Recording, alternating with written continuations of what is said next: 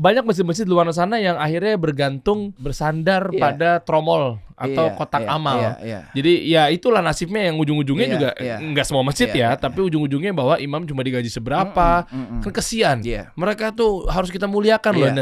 Tapi mungkin gini kali Pak Bambang, Pak Pras, mereka nggak tahu gimana cara monetisasinya. Nah mungkin bisa ada program untuk ya kita belajar bareng-bareng lah, kurang lebih begitulah. Kita kasih solusi.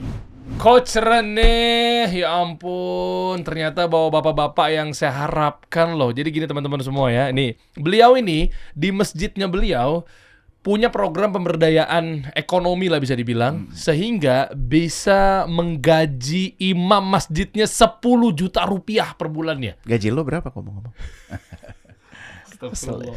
Atau para masjid-masjid yang membanggakan saldonya tiap Jumat? Ada tadi gue sekitar berapa? 500 juta. Tapi nggak tahu sih, gue nggak tahu imamnya digaji berapa. Gue nggak bilang 1 juta ya. Tapi pas gitu. Aduh, takut salah ngomong. Ya kita bahas lah ya. Tapi gini, stigma marbot tuh selalu rata-rata gope sejuta. Nggak semua ya. Ini harus kita benahin. Ada apa ya sebenarnya? Gue kasih prelude dulu deh ya. Dua bapak ini kenapa ada di sini. Jadi pernah sahibul hikayatnya gue datang ke satu masjid, gue bingung. Karena jajanannya enak-enak gitu. Makanannya enak-enak. Ada durian men gitu. Terus pas ngeliat ke kiri, loh kok ada klinik gitu. Terus semuanya ada. Akhirnya gue dipertemukan langsung dengan dua orang yang membidangi ini, Mas Bambang, Pak Pras dari MRBJ. Terima kasih. Dan mereka punya mimpi besar yang menurut gue keren banget untuk dibawa ke sini. Keren. Namanya BUMM. Perhatikan ya, bukan BUMN, BUMM. Badan Usaha Milik Negara. Bukan, Badan Usaha Milik Masjid. Masya Allah. Itu keren banget. Mungkin gue nggak mau membuat mereka jadi nggak nyaman, ya tapi yang penting dari sesi ini nggak ada kebetulan dimanapun lo ditempatkan. Mas Bambang jauh lebih senior dari gue alias lebih tua gitu ya Mas Bambang, maaf ya. Saya sayang banget sama Mas Bambang. Masih muda, selalu muda. Makanya kalau ada di samping beliau aku senangnya luar biasa karena baru duduk sebentar udah banyak sekali yang didapat dan beliau sebelumnya berkiprah di Unilever, ya kan? Dan setelah pensiun baru membidangi ini. Mas Pras dari Indosat. Jadi orang-orang yang ini poin berikutnya yang gue pengen ngomongin adalah begini. Lo tuh kalau mau leha-leha nanti aja, dijana aja. Selama masih ada di sini, nggak ada. Mereka berdua gue yakin nggak kenal istilah pensiun. Dan bahkan sekarang yang diurus udah jauh lebih besar, jauh lebih kompleks, yaitu permasalahan umat, ya kemaslahatan umat. So ada dua orang yang kita panggilkan di sini. Bapak-bapak ngomongnya di sini ya, supaya kedengeran ya. Jadi siapa dulu nih yang mau mulai bicara? Coba Mas Pras dulu yang cerita saat ini. Kan tadi saya baru sebagai pengunjung sesekali karena ibuku tinggal di Bintaro ya. Ada apa sih di masjid itu buat kawan-kawan yang mungkin ada di pelosok nonton coach kasih solusi dari Maluku, dari Padang, dari Aceh. Kenapa sih? Ada apa sih sebenarnya? Di kok bisa itu segitunya ada apa ya? sih? Masa program itu ekonominya? benar, kita klarifikasi dulu. Betul 10 juta. Ya, karena tidak hanya gaji pokok, karena ada juga fasilitas untuk beasiswa untuk anak-anaknya pendidikan. Jadi kalau kita take home pay kita akumulasikan ya sekitar segitu ya. Wow, 10 juta rupiah. Bapak-bapak posisinya apa di situ kalau boleh tahu? Kita pengurus yayasan. Masjid itu dikelola yayasan. Bapak-bapak digaji berapa? Allah yang gaji. Tapi Anda boleh ngambil gaji kan pengurus? Iya. Secara anggaran dasar boleh. Peraturannya berapa persen? Biaya operasional? Enggak ada. Cuman kita memilih untuk tidak. Ya. Enggak. Maksudnya keseluruhan biaya operasional yang boleh diambil dari masjid itu untuk gaji marbot, gaji imam, muadzin, itu peraturan-peraturan nggak tahu lah saya. Misalnya peraturan dari Kementerian Agama kayak atau apa? Ya ada itu untuk zakat itu 12,5% untuk ambil zakat, tapi untuk infak sedekah itu 20%. Itu undang-undangnya berbeda, itu undang-undang Departemen Sosial. Boleh kan berarti Anda ngambil dari situ boleh. Tapi itu yang kita biayain untuk operasional para mereka yang berada di pelaksana kegiatan. Bapak-bapak sendiri berarti nggak ngambil? Nggak sama sekali. Bahkan kita kita memang berhikmat untuk masjid ini. Masya Allah. Tadinya lo sama gue kan mau daftar ya, jadi nggak jadi kan dengan kayaknya nggak menarik ya. Tapi balik deh. Boleh cerita nggak sih? Iya. Bisa sampai jadi tunggu dulu. Sekarang tuh kayak gimana dan sebelumnya tuh gimana gitu? Iya. Emang sengaja dibikin ada creative hub buat orang mau bikin acara dan tempatnya bagus banget loh. Emang Kalau boleh bisa ditunjukin. Sebentar, emang boleh dagang di masjid? Ya. Iya. Apakah itu masuk di kawasan masjid? Iya. Muamalah kan masa kita transaksinya di dalam masjid? Betul. Kan katanya ada creative hub kan? Iya. Ya ada apanya segala Betul. macamnya. Nanti dibahas deh. Iya. Pertanyaan coachnya tadi bagus ya. Itu gimana sih? Iya, kita juga sebetulnya berpikir gini juga. Ternyata masjid tidak hanya sekedar untuk ibadah mahdoh dan berdakwah hadis ceramah dan sebagainya gitu. Kalau kita mungkin balik ke zaman Rasul ya, semua digerakkan dari masjid. Bahkan Rasul membangun pasar, ide-ide dari masjid juga dan sebagainya. Dan di MLBJ ini ada kegiatan muamalah karena itu bagian dari 5 pilar. Masjid itu kalau mau kita contoh Rasul ada 5 pilar fungsi masjid. Satu sebagai Baitullah, Baitul Dakwah, Baitul Mal, Baitul Quran, dan Baitul Muamalah tadi. Jadi tidak hanya sekedar kita hanya untuk kepada ibadah mahdoh, tapi juga bermuamalah dengan manusia ini. Karena waktu kita kan, kalau kita tahu sholat kan paling berapa 10-15 menit ya. Kali 5 paling berapa 1 jam dan sebagainya. Sisanya ini kan kegiatan kita lebih banyak. Iya, aku perhatikan di sana selalu ramai. Dan sementara maaf nggak harus merujuk ke masjid manapun. Banyak yang nggak terlalu bersahabat, jadi cuman boleh sholat. Abis itu pulang loh gitu kan, ada kesan gitu ya, tidur aja nggak boleh gitu kan, leha-leha aja nggak boleh gitu. Dan boleh cerita nggak sih dasar asal muasal ini masjid di perumahan kan ya Pak ya? Betul. Apa dari dulu kayak begitu? Ini berarti kalau saya boleh asumsikan karena di Bintaro berarti Jaya yang membangun ya sebagai bagian dari Fasum kan, fasilitas umum, terus diserahkan kepada warga. Iya kan? Tapi terus bisa menjadi seperti sekarang, apa emang dari Jaya dulu seperti itu atau ada prosesnya? Iya, saya kira pada waktu 2017 itu diserahkan daripada pengelola, yaitu Jaya Real Property kepada kami sebagai jamaah. Lalu kami membentuk satu yayasan sebagai untuk mengelola masjid ini gitu. Kita bukan sekolahan dari sekolah masjid, sekolah apa. Tapi penampilannya sih sekarang kayak STM ya, Sekolah Tinggi Masjid. Masya Allah. Salah banget kan? Oh iya. Iya kan? Dibanding lo coba atau apa? Anies. Anda mancing-mancing ya? Ahok. Oh Ahok. Anda jangan mancing-mancing dong. Lanjut. Jadi kita melihat semua dengan natural aja gitu. Ada kebutuhan-kebutuhan daripada umat yang ada di sekitar kita. Lalu kita peduli, lalu kita peka, dan kita mau berpihakan kepada cerita mereka. Deh Mas Bambang, waktu awal Mas Bambang ngambil itu bukan ngambil ya, mengambil tanggung jawab ini itu kayak gimana dan apa yang dilakukan gitu. Ya, waktu itu saya juga sebagai jamaah biasa lalu dipanggil pada satu katakanlah mereka punya namanya disebut tim 8 gitu ya. Tim dari pengelola 4 orang, lalu tim dari jamaah ada 4 orang, 8 orang. Pada waktu saya dipanggil, Bapak salah satu calon daripada pengurus yang akan datang gitu. Lalu di akhir rapat dipanggil lagi, Bapak satu-satunya calon untuk pengurus ini. Karena jadi nggak ada. Jadi saya di fait accompli. Lalu kita beristiqoroh segala macam selama 2 bulan, baru saya memutuskan untuk mengambil. Ya. Masya Allah. Kita udah bilang juga bahwa kami tidak punya pengalaman segala macam. Ya udah, semua dengan akal sehat. Kita lihat kebutuhannya apa, kita cari solusinya di tempat itu juga. Dan dimulai titik awal pertama apa Pak? Titik awal pertama ya kita lihat daripada kesejahteraan daripada marbot, imam segala macam. Karena prasejahtera. Iya, kita evaluasi. Berapa gajinya saat itu sebelum Anda kelola ya Pak ya? Ya, saya kira 3 jutaan kira-kira. 3 juta sampai 4 juta. Dan pada waktu itu himpunan kita zakat infak sedekah kira-kira antara 5 sampai 6 miliar. Nah, sekarang udah mungkin mencapai 6 kalinya. Iya.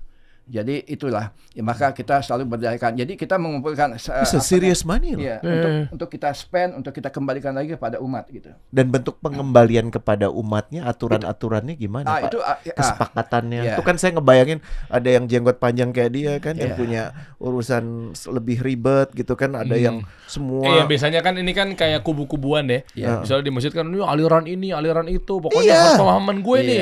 Gue nggak mau nih kalau ustadznya ini. Gue nggak mau nih kalau yang ngisi kajiannya begini kan gitu ya. Itu kan pasti gimana menjembataninya coba. Carut marut tuh. Ya itu kita hadapin. Makanya dibutuhkan satu leadership yang kuat.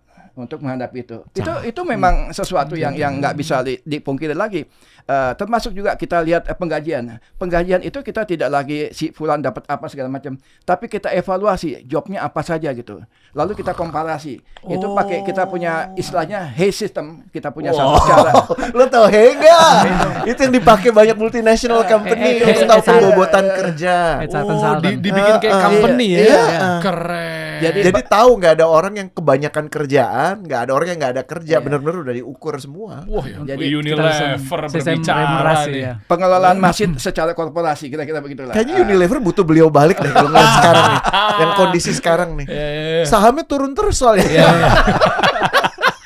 Maaf ya Pak ya, intermezzo dikit terus Pak. Iya. Jadi setelah itu berkembang banyak-banyak kebutuhan yang kita selesaikan, masalah-masalah umat segala macam. Dan Creative Hub itu juga terbentuk gara-gara kita ini sering berkongkol-kongkol di selasar masjid gitu. Berdiri capek segala macam, nggak ada kopinya segala macam. Akhirnya tersirat untuk membentuk sesuatu tempat yang bisa tempat nongkrong gitu. Bahasa anak muda nongki-nongki lah gitu. Nah, lalu ada lagi semua datang dengan keadaan yang tidak diduga gitu. Ada jamaah datang bawa satu mesin kopi, saya mau wakafkan mesin kopi ini. Nah, ya udah kita gimana cara operasi? Saya juga nggak ngerti gitu.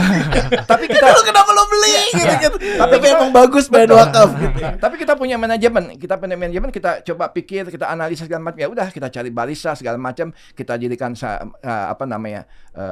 kedai kopinya. Sorry, jadi kayak yang saya lihat warung-warung ada yang my favorit saya ya. Itu si apa yang dari Bandung tuh yang pakai urat, pakai kikil, bakso urat. Oh, itu dari itu enak banget. Ada di situ ya? Itu enaknya gila, enak banget. Gua kesana kemarin ke situ coach, cuma memang belum sempat jalan-jalan harus. Gua nggak nyoba yang lain gara-gara setiap kali ke situ gua maunya itu gitu. Oh, tapi gini Pak Bambang, ini kan udah kepikiran untuk monetisasi ya. Gimana caranya? Maka tadi kan ada di slide awal itu yang Anda punya PowerPoint tadi. Itu kan pemberdayaan ekonomi berkelanjutan berbasis masjid. Betul. Artinya hidup. Jadi subsidi silang. Kayak misalnya ada yang bilang kan bahwa Zamzam Clock Tower-nya di Mekah itu untuk menyumbangsi operasional yang ada di Masjidil Haram. Si Zamzam Tower itu kan duitnya yang naruh raja kan. Raja. Kalau di MRBJ berarti untuk pendirian itu dari dana umat. Dan dana wakaf. Dana wakaf. Oh, terpisah lagi. Waktu itu kan tanahnya belum ada kan? Yang bangunan Creative Hub-nya itu belum ada. Udah, tanahnya udah ada. Oh, tanah siapa? Pembebasannya? Itu namanya fasilitas umum, bagian daripada masjid. Oh, tadinya apa? Lahan parkir. Lahan parkir, lalu kita bangun satu tempat yang kita buat bermuamalah. Karena kita punya pengalaman yang cukup sedih waktu zaman Covid. Mesinnya tutup. Penggajian tetap harus kita keluarkan uang, tapi sementara karena mesin tutup tidak ada pemasukan gitu. Nah, dari belajar dari keadaan itu, maka kita cari satu swasembada. Bagaimana cara menghasilkan sesuatu untuk membayar operasional masjid. Itulah zona muamalah. Oh, makanya dibikin Creative Hub tadi. Jadi, sorry, ini supaya gue paham ya, buat kawan-kawan di sana yang mungkin sedang mengoperasikan masjid, baru dapat lagi istiqoroh, baru dapat kayak Pak Bambang dulu kan disuruh ngurusin masjid, terus gue mesti ngapain, terus kan lagi lari-lari banci gitu kan, gue mesti gimana gitu kan, atau yang udah lagi ngejalanin tapi nggak gini-gini aja ya, masjidnya cuman kerjaan lo cuman memastikan orang nggak boleh tidur di sini gitu kan. Gue cuman pengen lo punya perspektif yang beda ya. Bapak-bapak ini berarti pada saat yang sama masjid itu beroperasi sebagai Baitullah ya, tapi tetap sebagai Baitul Muamalahnya dan juga diawali dengan sebagai Baitul Mal. Jadi ada call dari masjid untuk kami mau bikin ini, kita raise wakaf gitu. Kemudian dana wakaf masuk. Jadilah kemudian Creative Hub yang bisa disewa-sewa tempatnya. Jadilah warung-warung yang orang juga bisa beli di situ. Nah, dari sini kan akan ada bagi hasil juga dengan masjid kan. Nah, uangnya itu diapain? Uangnya dipakai buat operasional masjid. Saya dengar juga ada warga-warga yang marginal yang sekitar yang itu lain lagi programnya. Itu apa? Kalau ini kan ekonomi untuk menghasilkan uang untuk mengoperasikan masjid gitu. Nah, kalau kita sekarang datang ke di Bintaro itu ada banyak tempat-tempat kantong-kantong kemiskinan ya. Artinya masyarakat marginal. Di Bintaro. Iya, kantong-kantong kemiskinan. Di balik perumahan kita. Jadi kita datang ke sana, ada kira-kira 43 RT, kita punya database. Ini satu syarat yang utama. Sorry, 43 RT. 43 RT di 3 kecamatan. banyak dong. Banyak banget. Iya. Itu banyak sekali loh. Awalnya lebih banyak lagi, ada 3.800 kita punya data.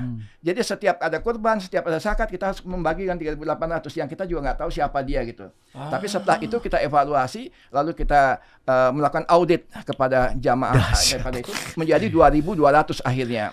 Setiap orang kita kasih kartu, lokasinya, datanya, apa segala macam. Itu yang radius dari masjid berapa? Ada yang 5 kilo, ada yang 10 kilo. Oke. Ada juga yang dekat kira-kira 2-3 kilo gitu. Tapi poinnya adalah mereka itu kita berikan, kita berikan evaluasi. Kartu Ya. saya kita. Jadi mereka dapat kartu. Kok Derry punya? Derry Ansyah. Nggak ada, bukan. Coba lihat. Sehari. Coba. Ini kartunya Kamu yang masih dapat ya? coba Kita sebutnya mustahik ya. Sarni Kartu salah. mustahik. Jadi kita punya data lengkap mereka.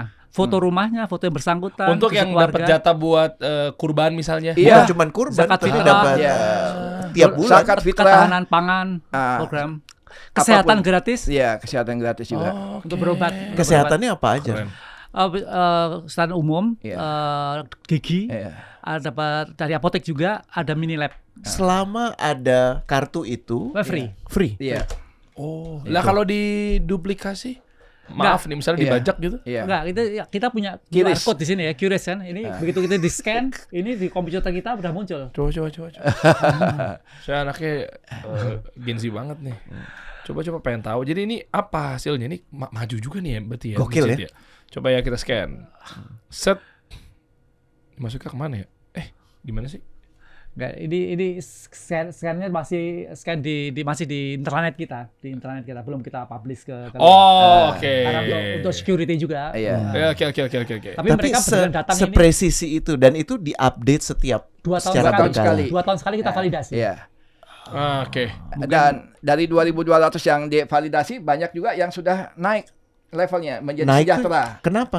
Kan ada pemberdayaan tadi. Gitu. Pemberdayaannya Iya. contohnya apa Mas Jadi Bambang? gini, awalnya kan ini mustahik ya. Kita kasih uang zakat. Mereka kita bantu dulu buat makan, nggak punya ya kita kasih makan, kita kasih sembako, Basic makan dulu. beras segala macam gitu. Udah dia hidup, baru kita elevated menjadi. Lo bisa apa? Mau usaha apa gitu.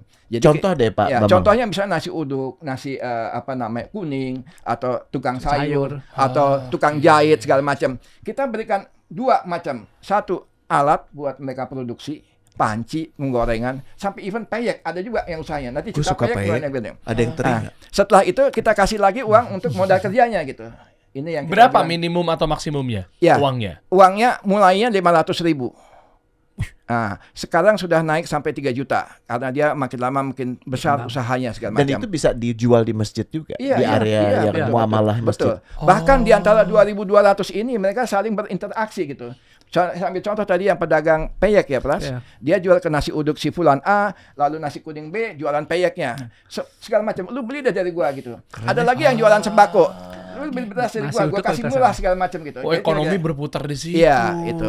Di antara mereka ini berniaga sendiri gitu. Jadi itu yang kita sebut pemberdayaan sustain yang berkelanjutan. Berapa yang sudah menerima, berapa orang atau bisnis yang sudah menerima dana? Ini cerita memang awalnya kita cuma mampu 11 orang. 22 orang 22 kita orang. biayain dengan 11 juta uang masjid yang penuh dengan kecemasan. Bakal kembali nggak gitu. Akhirnya kembali, lalu kita naik tingkat. Sampai 5 tahun sekarang sudah ada 1.700 orang. Dari 22 orang. 22 orang, 1.700. Uangnya udah mencapai 6,3 miliar. Gitu. Wow. Itu. Ini buat teman-teman yang lu mungkin pengurus masjid atau mungkin marbot atau mungkin jamaah dan lain sebagainya. Jadi banyak masjid-masjid luar sana yang akhirnya bergantung bersandar Iya. pada tromol atau Iya, kotak iya, amal. iya. Jadi ya itulah nasibnya yang ujung-ujungnya Iya, juga iya. nggak semua masjid Iya, ya, iya. tapi ujung-ujungnya bahwa imam cuma digaji seberapa, kan kesian. Iya. Mereka tuh harus kita muliakan loh. Iya, Nah, iya. tapi mungkin gini kali Pak Bambang, Pak Pras, mereka nggak tahu gimana cara Caranya. monetisasinya. Baik, Nah mungkin baik. bisa ada program untuk ya kita belajar Baik. bareng-bareng lah, Iya, kurang iya. lebih begitulah. Saya kasih kuncinya sedikit. 1, kotak amal. Setiap tahun tumbuhnya cuma 10%. Jadi lu di rumah aja ngurus masjid. Udah tahu, tahun depan naik 10%. Kira-kira begitu tumbuhnya. Oke. Nah, Jadi kalau lu mau punya program yang banyak, ya harus punya kreasi yang baru gitu. Itu yang kita ciptakan yang itu. Seperti tadi zona muamalah, kita punya coffee shop, kita punya food court, kita punya dapur rumah, fresh store, apa macam-macam. Ya, tapi izin Pak Bambang. Kan itu kan modal ya. Iya. Kapital lah kalau di istilah usaha kan. Gimana caranya masjid ini untuk bangun coffee shop, pembebasannya lah, atau mungkin ada tanah lebih buat parkiran, bangun gedungnya, uang dari mana? Saya kasih kunci lagi. Kita sebagai pengurus masjid harus kreatif gitu. Kita bikin program. Kita bukan bikin proposal, kita bikin program. Kita program kegiatan yang bermanfaat buat umat. Ini mendatangkan inspirasi. Jadi satu masalah muncul inspirasi baru bagi si jamaahnya sendiri maupun korporasi. Datang itu namanya CIMB Syariah, Mega Syariah, Permata Syariah, BSI segala macam. Bawa duit? Iya, bawa duit. Iya. Saya mau ikutan. Bahasa kita, lu mau ke surga bareng sama gua nggak gitu? Kira-kira keren. Jadi bikin program, tapi kan proposal juga ujung-ujungnya kan? Enggak. Ya kita bicara dulu sama dia gitu, bicara. Dan kita mau bikin program. Oke, program pertama waktu itu apa, Pak Bambang? Ya tadi yang kita bangun adalah program tadi pemberdayaan ekonomi umat berkelanjutan berbasis masjid. Iya. Yang ini nih. Ini dibawa ke donatur lah, investor lah. Betul. Sebetulnya mereka juga kita nggak bawa gitu. Mereka melihat sendiri gitu. Jadi mereka datang. Ngecek langsung. Kayak saya datang ke sana ngelihat. Emang dia percaya sekali? Nggak percaya. Dia udah kasih duit, dia datang lagi berikutnya. Gua mau lihat nih orang ini di mana tempatnya. Dia datang survei lagi lapangan. Bener udah jadi. Bahkan ada orang yang ngasih pinjam uang sama kita. Satu-satu jamaah. Gitulah. Titipin uang 100-200 juta. Filantropis. Titip atau ngasih? Pertama nitip dulu, makanya belum percaya gitu. Titip, akhirnya kita kembaliin. Benar kembali 100 juta, 200 juta segala macam. Akhirnya udah gitu dia bilang, gua percaya. Dia taruh aja. Oh, gitu. diputer. Nah, jadi artinya apa? Program itu membangun trust, kepercayaan bagi umat gitu. Bahkan ada plus apa lagi yang jamaah yang punya warisan. Alih-alih dibagi untuk mereka bersaudara, dia lihat karena mereka sudah merasa mampu, punya rumah, punya pekerjaan tetap, uangnya dari ayah almarhum, dimasukkan. Ya Allah, ayahnya beruntung sekali, anak-anaknya soleh luar biasa. Dan uangnya nggak hilang. Ini kan qardul hasan, terus berputar. Uang itu nggak pernah.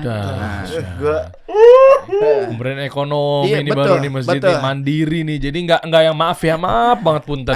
Masjid ini kan tahunya kan di tengah jalan itu mereka bikin kayak drum gitu terus pakai selokan ikan deh. Buat minta-minta gitu loh. Kita kadang malu banget gitu loh. Itu kita mau hilangkan stigma itu. Jadi ini pengusaha atau UMKM yang kita sudah bina ini, di samping mendapatkan modal kerja, modal investasi, mereka diberikan juga alat bantu, yaitu alat jual, yaitu namanya gerobak berkah. Jadi mau jualan pakai gerobak. Tentu tidak semua gerobak, ada yang sifatnya aluminium case buat di rumahnya, ada yang lagi ditaruh di motornya segala macam, kita beri bantuan. Siapa yang membantu ini? Salah satu contoh Pertamina. Gitu. Dia datang juga, wah luar biasa ini. Dan kita tidak potong sedikit pun uang yang datang dari mereka. Semua langsung jadi alat dan mereka datang juga lihat itu. Keren. Ini apa aja barang-barangnya kalau boleh tahu? Ya itu tadi kayak di rumah kan suka ada aluminium case ya buat jualan. Lalu ada etalase. Tapi yang dijual apa aja? Yang sekarang koleksinya kan ada makanan udah jelas beragam macam. Nasi uduk ya. Ini bikin jahitan hijab. Baju segala macam. Terus untuk melatih mereka kita panggilin juga namanya pengusaha yang ahli bidang itu. Oh, buat gambar, buat jahit. Iya, kalau pilih warna tuh yang pilih gini. Warna, pilih kain. Matchingnya begini, cara jahitnya segala macam. Keren. Ke surga bareng yuk. Nah, itu dia. Kita bantu. 2. Kasih solusi. Kan mereka ini lagi ngebayang kalau dari warna rambutnya kagak paham yang namanya afiliator kan. Ya, itu cara memperluas market nih Bapak ini sering mengumandangkan itu. Dia lagi bikin channel-channel itu. Usul didedikasikan untuk waktu tertentu buat produksi dari bapak-bapak ini. Nah, hasilnya apapun itu yang kita dapat dikembalikan lagi untuk modal di sini. Jadi afiliator sekarang kan ada eranya afiliator. Dia orang-orang yang memang dia nggak fokus untuk produksi barang, dia nggak fokus untuk bangun brand dia atau jual, mungkin nggak mampir, tapi dia jualin. Salesman, maklar deh. Sekarang eranya begitu. Jadi jualin. Nah, produk-produk yang tadi kawan-kawan UMKM yang ada di sana itu dibantu jual sama afiliator, nanti hidup tuh ekonominya bisa sampai 10.000 1000 PC sebulan, Siap. 100.000 PC sebulan. Kayak Jadi gitu. bikin namanya kasih solusi XMRBJ gitu. Iya. Jadi kolaborasi, afiliator kolaborasi. Betul. Tapi yang terlibat di sini semua mewakafkan untuk dimasukkan lagi sebagai dana ini. Tentunya kan pelaporan segala macam bisa. Oh ya. Ya kan kemarin kan kita pernah undang juga yang Bank Infak itu mereka juga dari Masjid Raya Bintaro Jaya ini kan, MRBJ ini kan. Jadi dari situ program Bareng sama. Nggak tahu. Tadi kan ada yang dana 500.000 sampai 3 juta itu dana yang diputar itu. Itu Bank Infak. Ya itu istilahnya waktu kita Fitur yang ada di dalamnya salah satunya Bank Infak. Salah satunya ya. Oke. Jadi MRBJ ini luas salah satunya, salah satu fiturnya itu kawan-kawan dari MES atau Masyarakat Ekonomi Syariah kan aku juga di situ juga gitu. Yang kedua, yang gue ingin usulkan karena mungkin bapak-bapak juga terpikir ya, ngebayangkan kalau lebih banyak masjid yang mempunyai nggak usah ini deh, nggak usah muluk-muluk, yang pengen aja belajar bareng gitu. Bisa nggak Pak? Ada? Sangat. Ada programnya? Ada programnya. Kita siapin namanya Masjid Indonesia Berdaya Academy. Jadi kita siapin sumber dayanya, kita siapin juga penggerak-penggeraknya gitu. Karena biasanya di masjid kan butuh penggerak gitu. Itu caranya gimana? Orang ikut atau dari masjid manapun di seluruh Indonesia ngirim orang atau gimana? Bisa begitu, bisa juga kita modelnya masjid hub gitu. Bisa di Jawa Timur, di Jawa Tengah kita buat masjid hub. Masjid-masjid sekitar itu berkumpul lah di masjid situ. Nah, kita yang datang ke sana gitu. Gerakannya namanya apa kalau pengen tahu lebih lanjut gimana? Masjid Indonesia Berdaya. Jadi itu di ini ada. Ada website-nya? IG-nya, website-nya. Atau kita siapin Google Form. Siapin deh buat teman-teman yang mau.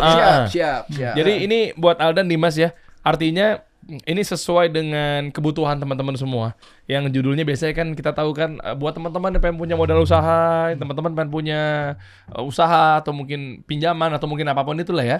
Nah, ini cocok banget. Nah, cuma si orang-orang ini di kampungan sekitaran masjid ini mereka pengen sekali punya usaha, cuma masjid itu sendiri nggak tahu gimana cara dapetin duitnya. Masalahnya itu. Nah, makanya Pak Bambang, Pak Pras gitu ya, mewakili dari Masjid Raya Bintaro Jaya yang banyak artis juga sholat di sana. Iya betul. Dan coach. Sesekali.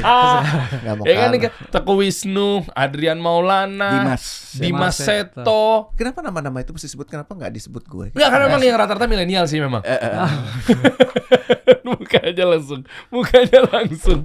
Ya pokoknya mereka tuh pengen sekali sebenarnya di masjidnya. Cuma ya gimana? Nah, coba kita ngajak lah buat para pengurus-pengurus masjid apa segala macamnya, kasih tahu. Ya mungkin ya yang nonton marbot kasih tahu pengelolanya. Yang nonton pengelolanya kasih tahu marbotnya. Yang nonton jamaahnya kasih tahu masjidnya. Dan kita belajar bareng ya berarti ya. Kita gini Pak, saya juga tahu di sana kan ada media yang dikelola sendiri sama kawan-kawan muda itu. MRBJ TV namanya. Iya kan, MRBJ TV. Iya kan. Nah, tapi di sisi lain kan butuh yang lebih profesional ya. Namanya kan Derian Syah. Siap. Tahu ya. Jadi arahan langsung. Kita langsung mintakan aja supaya ada pelibatan bersama, supaya kualitasnya meningkat atau juga bisa bareng jadi kolaborasi. Dan kebanyakan anak muda juga di sana itu. Nah, saya lega pas ngomong anak muda, Pak Bambang ngeliat ke saya bukan ngeliat ke Neri. Enggak, maksudnya mau ngasih tahu seperti anak Anda. Banget tadi si Renat yang kenalin anaknya. Salam Mama Eyang. Kurang ajar banget tuh orang satu ya. Tadi kita baru masuk kan mau ketemu Anda. Tiba-tiba nih salam sama Eyang gitu. Kurang ajar banget. Pak Bambang rasanya gimana pertama kali dipanggil Eyang? Gak usah dijawab. Tapi ya gitu ya. Jadi nanti cara belajarnya kita bantu teman-teman, klik aja di deskripsi di bawah. Ya, kita bantu lah, kita bangkitkan ekonomi ini berawal dari masjid. Ada berapa masjid di Indonesia? 800 terbanyak konsentrasi masjid di dunia di Indonesia. 800.000 betul. Kita konon begitu dari data yang lain. Tapi data yang dari SIMAS dari Kementerian Agama ada 300-an ribu kira-kira. Yang masjid besar. Masjid besar 300.000. Kalau pakai wakaf produktif atau kalau pakai kayak begitu tuh bantu program Pak Presiden, Pak Prabowo tuh. Iya. Dan yang penting lagi uangnya nggak kemana-mana karena bertahan. Beda kalau kita memberikan charity bansos atau apa sebagainya kan just charity giveaway. Sehingga habis kan konsumtif. Institusinya ini adalah masjid yang ada wujudnya, ada infrastrukturnya. Ada urusnya, ada manajemennya. Ada manajemennya. Persyaratannya apa aja? Ada maaf. Kan kalau saya di sektor finansial kan ada Fitch gitu ya. Jadi ada rating agency. Ada nggak sih rating agency aktivitas kegiatan masjid? Kayaknya belum lihat ya. Belum lihat ya. Ya. Kita cuma di audit aja oleh KAP, oleh di auditnya berapa kali? 1 tahun 1 kali sudah 3 kali. Boleh tahu hasilnya? Oke. Wajar tanpa pengecualian berturut-turut. Dahsyat. 3 tahun berturut-turut. Ya. Dan ada audit syariah juga Ya. dari Inspektorat Kemenak. Ya. Kita transparan dan baik. Nah, ini dia kata kuncinya juga. Tadi disebutin Pak Pras adalah mengenai charity. Charity itu setiap tahun kita bergulirkan kepada mereka ini. Charity is not a solution for poverty, untuk kemiskinan. Betul. Ya. Tetapi Itu cuman empowering, Yes. pemberdayaan itu yang lebih utama gitu. Itulah yang kita sebut dengan pemberdayaan ekonomi yang secara sustain, berkelanjutan selanjutnya. Wah. Jadi makin lama makin besar. Nah, kita memang ingin sekali bikin mereka jadi kaya. Amin. Kenapa? Amin. Kenapa? Karena mereka akan menarik lagi teman-teman yang bawah ya segala macam. Dan mereka akan menjadi mentor. Kita akan kirim ke seluruh Indonesia bagi mereka yang ingin bikin nasi uduk yang enak, nasi kuning yang enak, segala macam, gado-gado. Access to market dari Yansyah. Iya. Siap. Ya. Ini Kita berdua, kita gini deh, kita wakafin yang waktu yang bisa kita lakuin, ya kita tawarin aja ke bapak-bapak ini, Iya. baiknya kami difungsikan gimana, tapi kita support banget Pak, apalagi untuk saya ngajak lebih support banyak pengen ketemu masjid. ngobrol-ngobrol sama MRBJ TV, teman-teman medianya. Iya, betul. Terus teman-teman yang pelaku-pelaku monetisasinya, Iya, iya. ya, atau nanti mungkin ada pertemuan, kan pada daftar nih di bawah nih. Iya, iya. Ya teman-teman kawan-kawan masjid apa segala macam ya. Betul. Ini kan seluruh Indonesia siapa Iya, tahu ya. iya. Nah, ntar kalau ada pertemuan-pertemuan difasilitasi oleh MRBJ, kita Kami bisa ikut. dong. Boleh. Kita sharing-sharing. Siap. Apa yang bisa kalau mungkin di ranah kita kan gimana cara Sorry, bermedia. tapi Iya. gue Ya. partial wakaf karena bayarannya ada. Ya, ya. Oh, Bayarannya. siap. Bayarannya yang tadi itu. Oh, aku boleh tahu. Itu soto apa? Mie kocok. Mie kocok. Iya, iya, iya. Siap. Lo pasti minta Boleh bayarannya. dong, boleh. Ya. Boleh dong, boleh dong. Iya, kalau bisa sumber hidup Dan kan yang ditanggung. mie Iya, kocok ini ya, menurut gue harus punya cabang loh. Emang buatan siapa? Ada brandnya? Ada di Ada, sini. ada. Enak Iya, banget, gue nggak tahu jadi- gimana. Oh ya? Iya. Itu mie kocok paling enak di Jakarta. Biasanya kayak gitu tuh dapetnya di Bandung. Ya ntar bisa diajarin juga kan pemilik mie Bisa, kocoknya bisa. untuk ke masjid-masjid terkait. Betul Siap. sekali. Bisa ngajar. Sangat bisa. Oke. Ya, kita pokoknya intinya berbagi. Iya. Kita ingin berbagi, kita ingin menyebarkan kebaikan kepada masjid-masjid lain. Izin Pak Prabowo, Iya. saya boleh arahan langsung, Iya. boleh saran ke presiden saya, Iya. boleh ya. Pak Prabowo, Mas Gibran, Pak Presiden, Pak Wakil Presiden, dan juga yang sangat concern di program Anda di ekonomi syariah. Ini program bagus banget. Prof Burhanuddin Abdullah, gitu, Bapak Mulyaman Haddad yang terhormat. Jadi beliau ini punya program ekonomi syariah. Karena kan saya juga di sektor ekonomi syariah. Siap. Pak Mas Pres, Mas Bambang Iya, ini karena tahu ya, ini kan podcast rezim ya. Jadi harus ada embel-embel begini. Dia kalau nggak ada tuh kayak ada yang salah. Gitu Iya, kan. satu lagi belum. Eh. Sorry, bentar satu lagi. Siapa? Bang Menteri Teguh Rifki, Ibu Wamen Airin Umar dari Kementerian Ekonomi Kreatif. Sama yang itu siapa? Yang menteri. Nggak, kan saya lagi bantunya di sektor tim Bukan khusus yang Kementerian UMKM Ekonomi itu Kreatif. apa? Yang Oh, Pak Menteri Maman Abdurrahman. iya. Ya, itu kan UMKM juga, Pak. Keren, ya kan. Ya, maksudnya terutama di Kementerian Ekonomi Kreatif kan saya di situ. Lo terlibat nggak pembuatan skrip dia sebelum ngomong? Siapa? Lo Yang mana? nggak ya? Yang Oh ya Pak. nggak, udah nggak apa-apa. Beda Balik. kementerian, gua nggak Nggak, tahu. Oh oke nggak apa-apa. Parah banget Saya ya. cuma pohon bilang. Ya pokoknya kan- ini bagus. Ini ekonomi syariah kalau digenjot. ini makan siang gratis ini Iya. sebenarnya. Tenang Pak Prabowo, Pak Presiden. Iya kan? Asta cita Anda programnya kita optimasi bareng-bareng. Tenang, Mbak. Ya. Boleh. deh. Kita Ya. Pak Bambang, Pak Pras, makasih banget udah datang ke sini. Siap. Keren. Ya, separuh podcast rezim jelas ya. Kalau yang satu lagi kan nggak ada aturan ya. Tapi berdua punya kesamaan. Iya. Kita dukung pemberdayaan masjid ya. Tuh. Alhamdulillah. Bukan jadi kayak MRBJ, bukan gitu. Tapi melalui pembelajaran yang sama supaya bisa mempunyai dampak yang istimewa sebagaimana yang dirasakan oleh warga sekitar MRBJ. Iya. Dan doa kami buat bapak-bapak usianya dipanjangkan. Amin, ya Amin, Rabbi. Biasa amin. terus. Iya. Ini saya mulai ini maaf ya, ini terakhir deh. Kenapa sih? Maaf ya. Iya. Maaf sekali. Maaf banget. Apa Saya sih? hormat sekali sama Bapak. Bapak berdua kan nggak muda ya. Iya. Nggak, maksudnya nggak terlalu muda kalau dibandingin Derry gitu ya. Tapi yang muda-muda ada kan Pak di sini? Atau ada batas usia tertentu untuk bisa ngurusin masjid? Nggak ada. Nggak ya? Justru salah satu pilar daripada di bawahnya Pak Pras itu ada anak muda 28 tahun namanya Tegar. Itu Kita regenerasi. Mata Rimsya. Itu udah disiapin satu yang gitu. natural. Sebenarnya yang lebih malu adalah kita nih lihat bapak-bapak yang maaf mungkin usianya di atas jauh kita nih teman-teman ya. Tapi anak-anak muda nih kemana aja malu. Iya. Tapi semangatnya nggak kalah dong. Iya itu makanya kita malu gitu loh. Ayo dong yang muda-muda juga support dong di masjid-masjidnya teman-teman semua. Iya. Link di bawah tuh diisi aja formnya ya. Kalau Ya. kalau kita masih punya usaha, masih punya tenaga, masih punya pemikiran, coba cek di masjid-masjid deket tempat lu seperti apa, ajakin ngobrol dan coba daftar di link ya dari bawah ini. Insya Allah nanti kita lanjutkan lagi percakapan ini. Nggak bosan dipanggil lagi ya. Siap. Dan menariknya lagi, Coach Ren ini program ini bisa otonom. Jadi tidak kita bisa berbagi dan bisa dijalankan sendiri sama masjid-masjid itu. Oke, jadi begitu datang bukan kayak terafiliasi gitu ya. Tidak. Tapi mereka belajar, kita ketemuan nih. Kan belajar bareng nih. Diinkubasi lah kita. Diinkubasi. Nanti mereka bisa balik lagi. Tapi kalau di luar kota gimana, Pak? Nggak ada masalah. Online. Iya, bisa datang online, aja. bisa datang segala macam. Di sana bisa nginep juga kan? Bisa. Berarti programnya nanti di MRBJ-nya? Bisa juga di tempat mereka gitu. Oh, datang teman-teman dari Jadi ada satu pola juga, ini manajemen lagi gitu. Bagaimana kita mengelola, tadi kan ada 300.000 masjid ya. Kalau kita bisa mengumpulkan 10.000 masjid se-Indonesia, se-Nusantara, kita akan buat masjid-masjid hub namanya. Masjid hub ini punya masjid plasma di bawahnya. Jadi tidak semua langsung ke masjid-masjid, tapi ada masjid induknya gitu. Di beberapa provinsi, katakanlah mungkin ada 50 masjid hub. Satu masjid hub punya 200 masjid plasma, itu jadi 10.000 juga gitu. Akan lebih mudah di dalam mentransfer atau menebar kebaikan kepada masjid-masjid lainnya gitu. Ya. Seperti 2 pekan lagi kita mau ke Pengalengan gitu. Kita yang berkunjung ke sana, mereka ada 20 masjid akan berkumpul, kita akan sharing program seperti ini. Berarti gini kali, nanti di Google Form-nya kasih tahu domisilinya, alamat letak masjidnya, lokasinya, kabupatennya kah atau apa mungkin lebih ada semua di sini, saya kira ada semua di apa? Iya, jadi untuk untuk teman-teman semua. Orang-orang itu ada di mana aja. Ya, jadi nanti mappingnya juga kita bisa lihat. Ya. Nanti kita sortir di sistem spreadsheet-nya atau mungkin Excel. Kita sortir bahwa nih di Boyolali, nih di Wonogiri. Dan kalau lo nggak punya kenalan atau lo nggak terlibat di situ, ya lo bantu posting juga dong. Lo repost ini, tunjukin ke kawan-kawan yang lain. Siapa tahu yang di dalam network lo ada. Insya Allah lah ya. Kita bantu juga program afiliasinya. Boleh nanti kita kalau rame pas kapan jadwalnya segala macamnya kita datang juga ke sana ya. Siap. Insya Allah keren. Tapi terakhir Pak Pras dari Indosat ya? Indosat. Boleh tahu kenapa dijual ya Pak waktu itu?